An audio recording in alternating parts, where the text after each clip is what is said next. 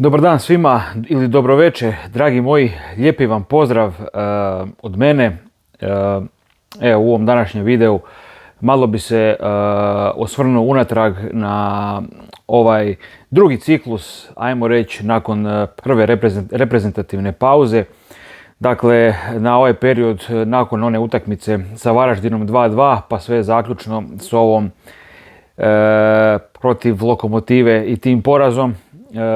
Pa i malo onako općenito čisto ovlaš i sve zajedno na ovu prvu četvrtinu HNL-a i na prve dvije utakmice Europske lige, dakle isto tako na četvrtinu, jel?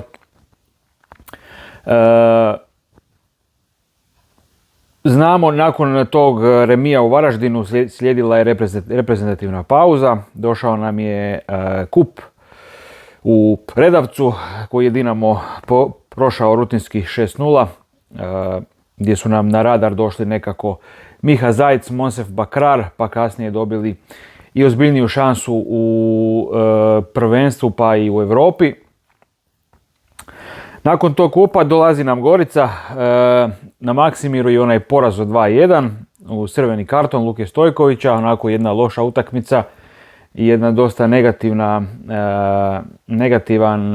negativna atmosfera pred odlazak na Poljud i veliki derbi protiv Hajduka, gdje smo svi bili malo i skeptični kako će to izgledati, iako generalno smo znali da Dinamo može puno bolji, da smo vjerojatno bolji od Hajduka, ali onako čisto psihološki je bilo kako će zapravo momčad reagirati nakon prvog takvog većeg kiksa, jel?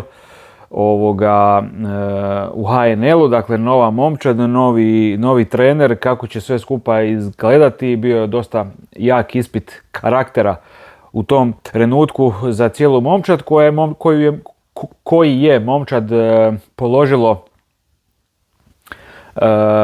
položila vrlo dobro, odnosno sa odličnim, rekao bih, budući da je na Poljudu došlo do pobjede Dinama 2:0, znamo, dobra utakmica gdje nije Dinamo ništa ekstra dominirao u smislu da je stvarao hrpu prigoda, bio dominantan u tom napadačkom dijelu, više onako kontrolirao i onemogućio Hajduk, ugasio ga u svim tim pokušajima, ofenzivnim pokušajima Hajduka, dao 2 lijepa gola i zapravo, rekao bi, rutinski dobio tu utakmicu. Nakon toga je slijedio Fenerbahče na krilima pobjede protiv Hajduka.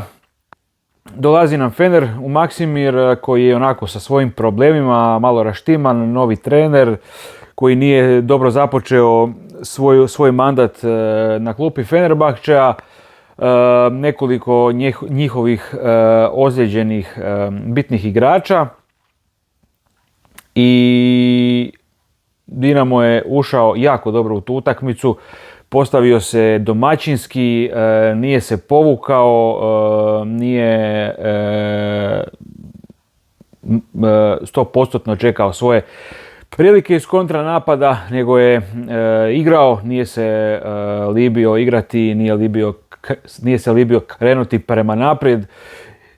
Imali smo jak, čvrst, hrabar gard i to nas je nagradilo. Velika pobjeda 3:1.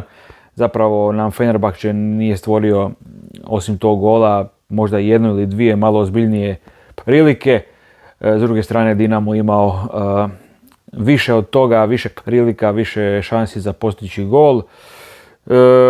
Konkretniju, bolju napadačku igru, naravno i defenzivnu. Nakon Fenerbahčea slijedi nam Slaven Belupo u Maksimiru 4:1, gdje je, možemo sad malo spojiti sa tim što se u zadnjih dana nakon tog poraza protiv Lokomotive i po medijima i po društvenim mrežama, po raznim podcastima, YouTube kanalima spominje manjak rotacije Marije Kovačevića. Tad je prvi put došla na red zapravo ozbiljnije ta priča nakon Fenera, a uoči Slavena ta priča o rotaciji i koliko će potencijalno Mario Kovačević raditi promjena u prvih 11, konkretno u toj utakmici protiv Slaven Belupa bilo je čini mi se 4 promjene u startnih 11. I možemo reći da je to na kraju izgledalo solidno, ok, prva polovica prvog poluvremena, ajmo reći, je djelovao malo Dinamo onako uspavano, nakon toga je proigrao krajem prvog poluvremena i zabio 2 gola i tu je bilo dosta toga već i riješeno. Ali hoću reći, poanta je da su te promjene u startnih 11 očito nešto i donijele. Na kraju rutinski završena utakmica, privedena kraju, visoka pobjeda 4-1, 4 različita strijelca i to isto je u tom trenutku radovalo. Nakon toga nam je slijedilo gostovanje u Bačkoj Topoli protiv Makabija, gdje smo znali da se vraćamo na onih naših standardnih 11 u početnoj postavi. Tako je i bilo, identična postava kao protiv Hajduka i Fenera, što je bilo očekivano, što je bilo, po meni nije bilo ništa sporno. Vidjeli smo, znamo tu utakmicu, sve otišli u rezultatski minus, negdje oko 20. minute, u 14. minuti, pardon. Nakon toga 2 brza gola za 2-1, u drugom poluvremenu odradili rutinski, zabili za 3-1. Pred kraj utakmice Makabi nešto imao dvije ozbiljnije šanse, 2 ozbiljnija udarca, jedan obranio Nevistić, jedan je išao pored gola. Sve u svemu Dinamo jako dobro iskontrolirao tu utakmicu i rutinski priveo do kraja, pobjedio. Nakon čega nam je slijedila ova utakmica neki dan protiv Lokomotive u gostima na Maksimiru, koju je Dinamo, kao što sam rekao u komentaru nakon utakmice, prvi puta u povijesti kao gost izgubio na Maksimiru. Jedan onako zanimljivi štiklec iz povijesti. Prije te utakmice zazivali smo nekako promjena barem 3, 4 do 5, ajmo reći slično kao protiv Slaven Belupa. Nakon te utakmice protiv Makabija u Bačkoj Topoli, koja je bila na prije svega 2 dana prije te Lokomotive, na kraju se desila samo jedna promjena, ušao je Benacer umjesto Zajca u prvih 11 i to se, kao što sam rekao i u komentaru nakon utakmice, pokazalo kao loša odluka Marija Kovačevića, gdje je momčad djelovala ispuhano, izmoreno, ispražnjeno mentalno i fizički, dakle sa snagom. I to se sve skupa rezultiralo na izvedbu na terenu, a na koncu i na rezultat koji je bio negativan na kraju po nas i taj poraz od 2-1. Ako se sjećate na početku sezone, prvih nekoliko utakmica, pa sve do tamo te prve utakmice u Europi sa Fenerbahčeom, govorio sam da mi još uvijek nije problem što Mario Kovačević više ne rotira. Jasno mi je i podržavao sam da je htio naći svojih idealnih 11, svoju početnu postavu koju možeš izdiktirati kad te neko probudi u 2 ujutro. Nekako je uvijek to bilo, odnosno u zadnjih nekoliko sezona je to bilo nešto što smo kritizirali, di treneri Dinama, naročito u toj zadnjoj liniji, su često lutali, često mijenjali. Jednostavno nisi znao tko je taj udarni stoperski par lijevog beka, tako reći nisi ni imao. Krpao si sve moguće, tako da mi zapravo i pozitivno sve do ove utakmice sa Lokomotivom, gdje je, rekao bih, taj balon puknuo.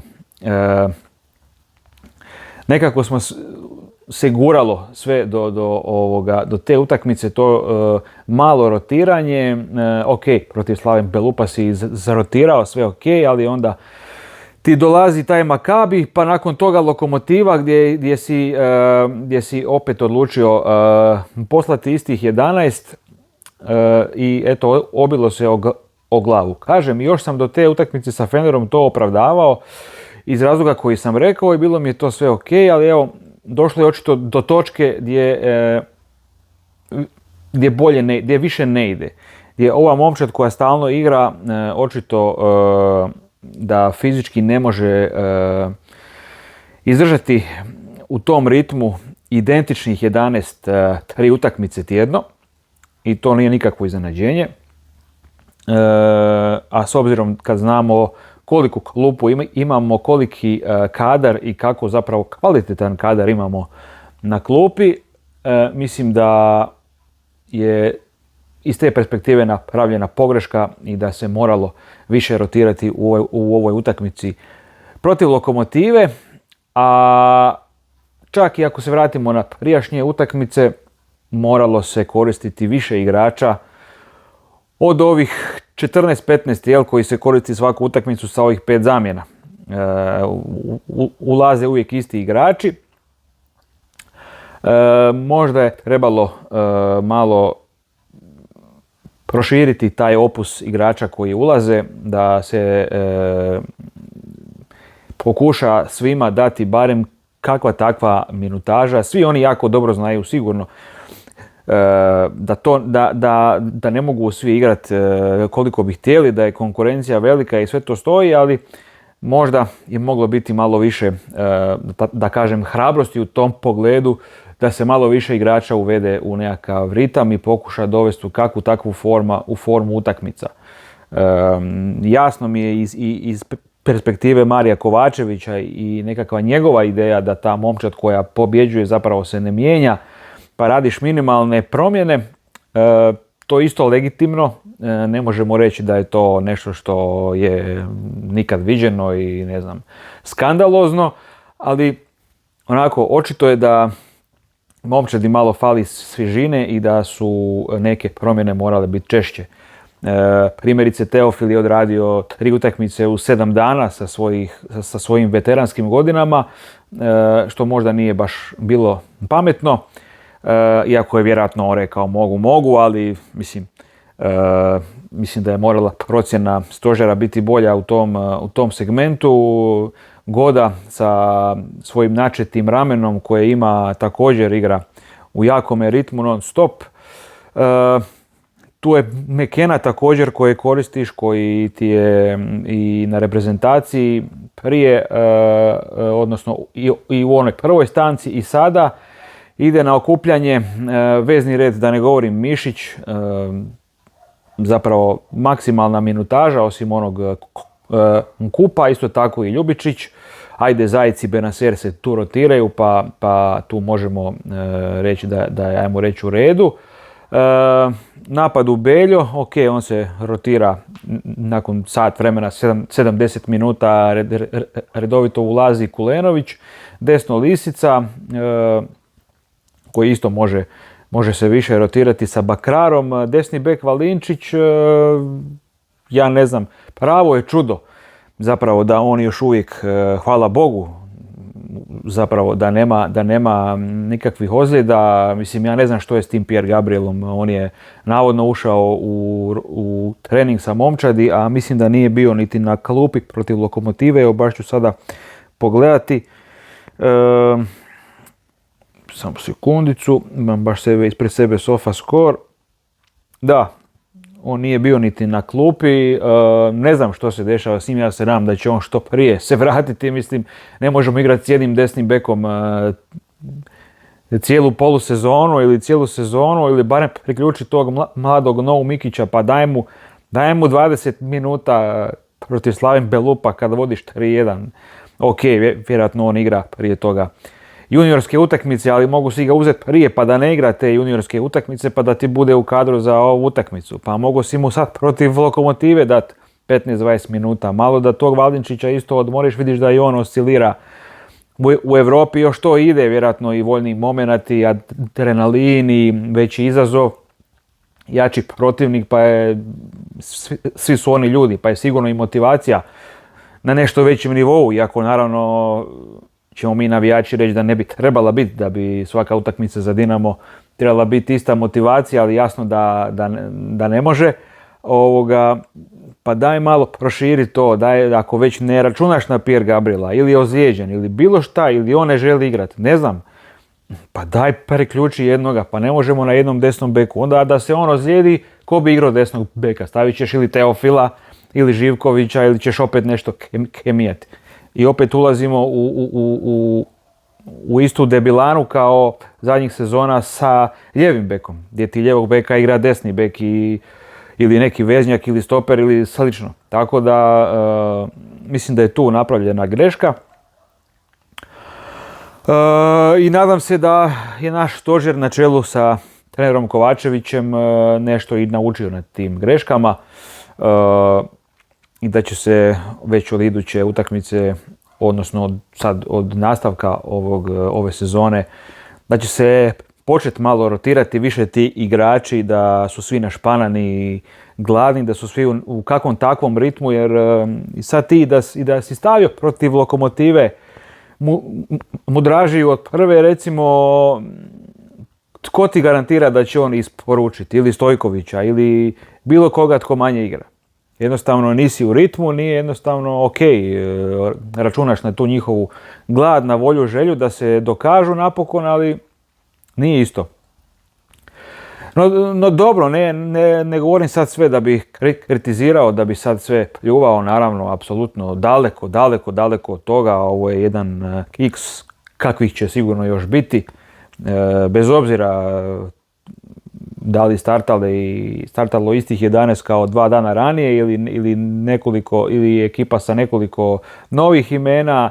Moglo je startati sa 5 novih imena pa da mi opet izgubimo protiv Lokomotive. Šta bi onda bilo? Koji bi narativ onda bio? Onda bi bio zašto si mijenjao?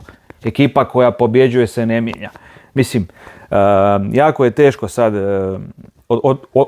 odnosno sad je lako biti general poslije bitke i govoriti trebalo se ovo ono, evo, uostalom i to i ja radim. Mislim, ali takav zaključak se nameće da je trebalo više rotirati, jasno, ali evo, da je bilo 5 rotacija pa da su izgubili, šta bi onda bilo? Nekolicina bi rekla ok, dao si šansu, pokazali su da se moraju još boriti, pokazali su zašto ne igraju prvih 11, a ne onda bi dio rekao da nije trebao mijenjati. Tako da bi, mislim, šta god da je napravio Mario Kovačević, da bi bilo kritika i da bi bilo nekakvih negativnosti u slučaju poraza. Jel, da je Dinamo dobio sa 5 zamjena, bilo bi sve super savršeno. Da je Dinamo dobio sa istom ekipom sada Lokomotivu, onda bi opet bilo sve savršeno. Reklo bi se da smo savršeno fizički i mentalno spremni. Jako malo bi se potenciralo to rotiranje, ali ne u ovoj mjeri.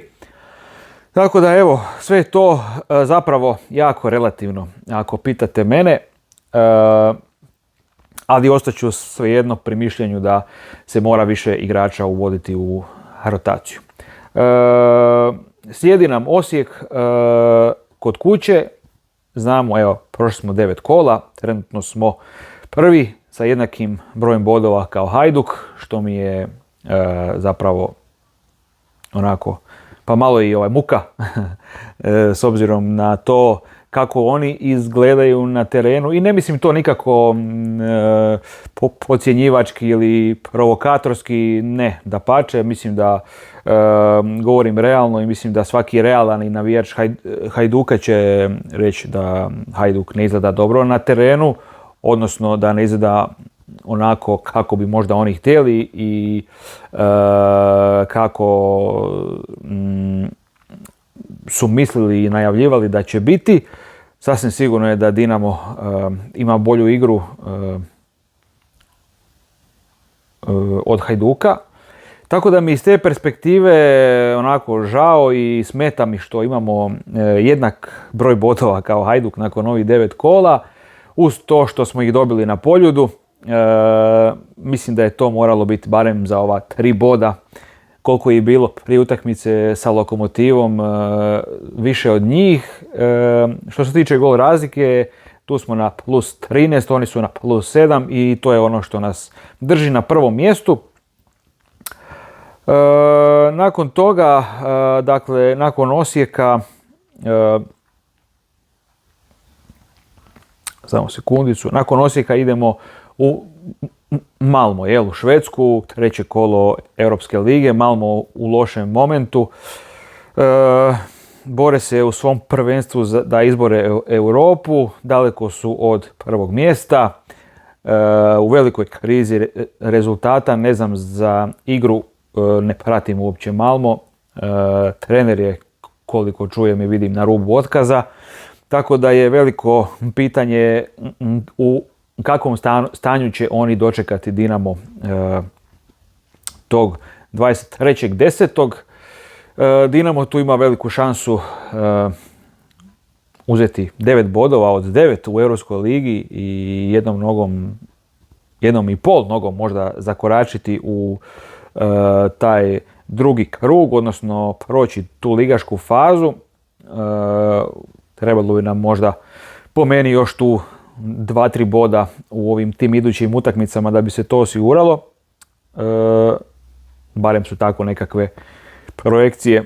Ne možemo to nikad znati, ili smo Dinamo od prošle sezone sa 11 bodova ostao prvi ispod crte u Ligi prvaka, tako da je sve to nezahvalno komentirati, ovisit će dosta i o ostalim utakmicama i rezultatima, ali sasvim sigurno jedna solidna meč lopta onako za prolazak dalje i trebalo bi gore ići na pobjedu apsolutno s obzirom na stanje Malmea i na to da smo mi vodeći, a oni zadnji zapravo u toj Europskoj ligi i moramo se postaviti upravo tako i kao favoriti ići gore po 3 boda.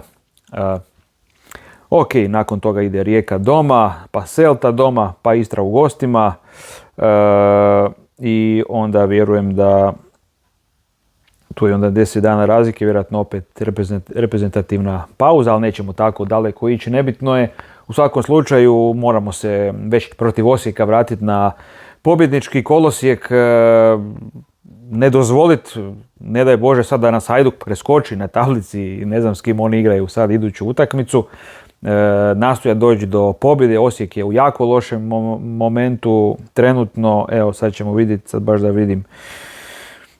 Osijek je na tablici 9. sa gol razlikom 8-9 i zaista su u lošem momentu, u lošoj formi. Čak nisu toliko u krizi igre koliko su u krizi rezultata, stvaraju dosta prilika, ali jednostavno ih neće golovi. S druge strane primaju golove.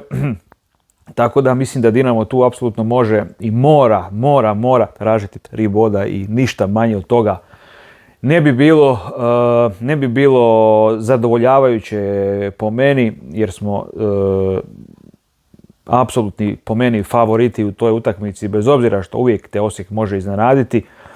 Znamo, prošle sezone 2 put smo ih vraćali u život, jednom na Maksimiru, jednom na Opus Areni i jednostavno smatram da to mora prestati. Sada u ovoj utakmici subotu 18.10. od 18 sati na Maksimiru izaći van i potrgati taj Osijek, uzeti ta 3 boda pred Malmo i da se ponovo vratimo u tu pozitivnu atmosferu. Koja by the way nije trebala nestati sad, ok, ovaj se poraz protiv Lokomotive dogodio, ali mislim da nema smisla sad raditi negativu i sipati nekakvu gorčinu i žuč, idemo dalje, idemo po pobjede dalje i jedino tako ćemo vratiti mir, pozitivu i dobru atmosferu. Evo ga, napišite mi molim vas vaša mišljenja, kako ste vi vidjeli ovu prvu četvrtinu prvenstva, ovaj drugi ciklus nakon prve reprezentativne pauze koji smo završili sa odličnim skorom nakon te Gorice. I evo, napišite što vam se dopalo, što nije, kako vi gledate na ovaj manjak rotacija, da kažem, igrača Marija Kovačevića i što očekujete od idućeg ciklusa i od ovih nadolazećih utakmica nakon ove reprezentativne pauze koja nam slijedi. Evo ga, hvala vam svima na gledanju, stisnite like, subscribe, pretplatite se na kanal tko nije, tko želi. I do idućeg nekog videa, lijepi vam pozdrav svima.